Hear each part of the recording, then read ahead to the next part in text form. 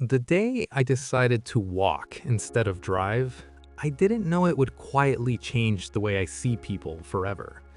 It wasn't some dramatic morning. Nothing had fallen apart, but something inside me felt tight, like I was carrying a weight I couldn't name. Before we begin, please support Mind Shift Stories by subscribing, liking the video, and leaving a comment. Your support helps us continue sharing meaningful stories with the world. For years, my life had followed a predictable rhythm. I worked at a mid-sized marketing firm in downtown Chicago. Same desk, same coffee shop, same traffic on I-90 every evening. My days were full, but not meaningful. Conversations were efficient. Meetings were polished. Smiles were practiced. I remember thinking, this is what stability feels like. And yet, there was this constant background noise in my mind, a low-level of irritation, at coworkers, at clients, at slow drivers, at people who didn't get it. If someone was late, I assumed they were careless. If someone was quiet, I assumed they lacked confidence. If someone was distant, I assumed they were arrogant. I didn't think of myself as judgmental. I thought I was observant. That morning, traffic was worse than usual. A stalled car had backed everything up. I sat there gripping the steering wheel, watching the clock on my dashboard shift from 8:12 to 8:13 to 8:14. My jaw tightened. My chest felt heavy. And suddenly, I just turned the car around. I drove back home, parked, and decided I'd walk to work. It was about 40 minutes on foot. Something in me needed the space. At first, the walk felt inconvenient. The sidewalk was uneven. The air was cold. I kept checking my phone, calculating how late I'd be. My brain was still in efficient mode. But after 10 minutes, something shifted. When you're driving, the world moves past you like a blurred slideshow. When you're walking, you're forced to see it. I noticed a man outside a small bakery, sitting on a milk crate. He wasn't begging, just staring at nothing in particular. His jacket looked worn but clean. His hands were folded carefully in his lap. For a second, my old thinking kicked in. He should be doing something. Then I caught myself. Doing something? Like what? I kept walking, but that thought lingered longer than I expected. A few blocks later, I saw a woman arguing quietly on her phone. Her voice wasn't loud, but it carried frustration.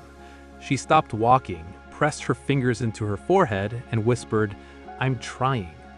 Those two words stayed with me. I'm trying. I remember feeling slightly uncomfortable, not because of her, but because of the realization that I rarely thought about what people were trying to carry. At work, I was 5 minutes late. My manager gave me a tight smile. Rough morning? I almost replied with my usual sarcasm, but instead I said, yeah, something like that. That day, I noticed something else. My coworker Daniel, who usually kept to himself, missed an important detail in a presentation. I felt the familiar spark of irritation rise inside me. How could he overlook that? But before I spoke, I remembered the woman on the phone. I'm trying. So instead of correcting him in front of everyone, I leaned over and quietly pointed it out. He glanced at me and whispered, "Thanks, didn't sleep much." Normally, I would have brushed that off, but I asked, "Everything okay?" He hesitated. "My mom's in the hospital. It's been a week." I felt something sink inside my chest. For months, I'd labeled him as detached, unmotivated, slightly careless. I had built a whole perception around fragments. That night, I walked home again. It wasn't about traffic anymore. It was about slowing down enough to notice the cracks in my own assumptions. The next few days, I kept walking. I started seeing patterns I'd ignored before.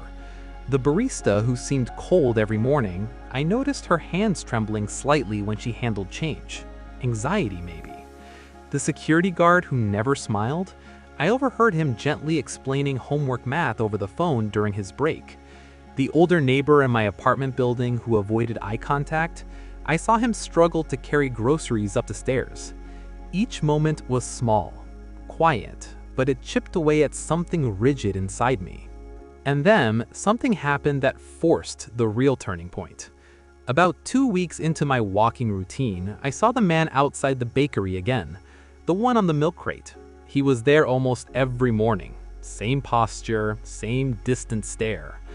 That day, I almost passed him like usual, but I stopped. I don't know why. Maybe I was tired of observing without engaging. Maybe I wanted to test whether my new awareness was real or just temporary. I walked up to him and said, "Morning." He looked surprised, like I had interrupted a private thought. "Morning," he replied. There was an awkward silence. I suddenly felt self-conscious. What was I doing? I wasn't used to conversations without a purpose. I gestured towards the bakery. "They have good coffee." He smiled faintly. "Can't afford it, but I like the smell." That answer stayed suspended between us. I expected him to ask for money. He didn't. Instead, he said, "You walk this way every day." It caught me off guard. I didn't realize he had noticed me. "Yeah," I said, "trying something different." He nodded slowly. "Walking helps. You hear yourself think." That sentence hit me harder than I expected. You hear yourself think. I asked, "Do you live around here?" He hesitated, then said, "Used to. Lost my place after my wife passed." There was no self-pity in his voice, just a statement. "I'm sorry," I said, and for once it didn't feel automatic. He shrugged lightly. Life changes fast. We stood there in silence for a moment. The city moved around us. Cars, buses, people rushing. But the moment felt oddly still. Before leaving, I went inside the bakery and bought 2 coffees. I handed one to him. He held it carefully, like it was fragile. "Thank you," he said quietly. I walked away feeling something unfamiliar. Not pride, not guilt, just connection. That conversation didn't solve his life. It didn't fix anything dramatic, but it did something to me. I realized how many invisible stories I'd been walking past for years. Back at work, I started noticing my own reactions more carefully. When someone interrupted me, I paused instead of reacting. When an email felt cold, I considered that maybe the sender was overwhelmed, not disrespectful. I wasn't becoming passive, I was becoming curious, and curiosity softened something inside me. A month later, something small but meaningful happened. I was in a meeting where tensions were high. A project had gone over budget. Voices were tight. Blame hovered in the room. Normally, I would have mentally chosen a side. Instead, I listened. I watched people's faces more than their words. I saw exhaustion, fear, pressure. When it was my turn to speak, I didn't defend. I said, "I think we're all trying to make this work. Maybe we need to step back and figure out what's actually overwhelming the team." The room shifted. Not dramatically, but subtly. After the meeting, Daniel approached me. "You've changed," he said. "Changed how?" "You're calmer.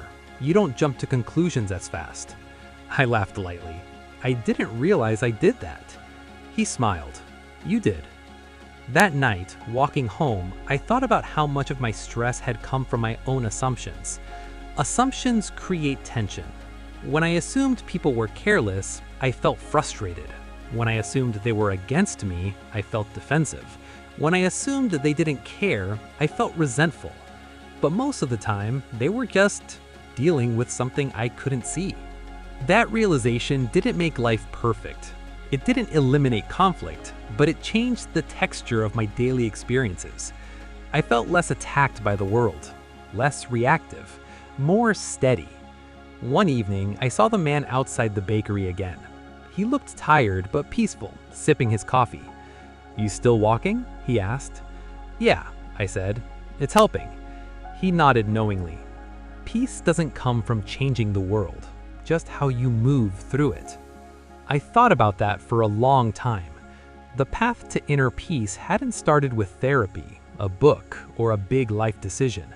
It started with one simple step, literally, slowing down long enough to notice. Noticing led to questioning. Questioning led to empathy. And empathy dissolved assumptions I didn't even realize I was carrying. I used to think peace meant controlling outcomes, being efficient, staying ahead. Now I think it's something quieter. It's the space between reaction and response.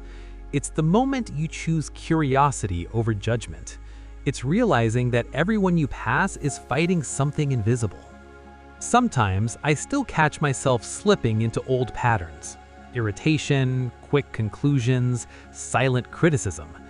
But then I remember the woman whispering, "I'm trying." I remember Daniel's tired eyes. I remember the smell of coffee drifting onto the sidewalk. And I slow down. Because inner peace, I've learned, isn't a destination waiting at the end of a perfect life. It's built in tiny decisions, in choosing to see instead of assume, in choosing to listen instead of react, in choosing to take one step, even when driving would be faster. Now when I walk through the city, I don't feel surrounded by obstacles. I feel surrounded by stories. And sometimes I wonder, how different would our lives feel if we paused long enough to see what others are carrying? Maybe peace was never about escaping chaos. Maybe it's about walking through it differently.